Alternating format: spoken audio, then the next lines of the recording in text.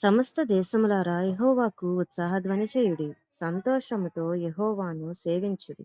ఉత్సాహగానము చేయుచు ఆయన సన్నిధికి రండి. యెహోవాయే దేవుడని తెలుసుకొనుడి. ఆయనే మనల్ని పుట్టించును. మనము ఆయన వారము. మనము ఆయన ప్రజలము. ఆయన మేపు గొర్రెలము. కృతజ్ఞతార్పణలు చెల్లించుచు ఆయన గుమ్మంలో ప్రవేశించుడి. కీర్తనలు పాడుచు ఆయన ఆవరణంలో ప్రవేశించుడి. ఆయన స్తుతించుడి. ఆయన నామమును ఘనపరచుడి.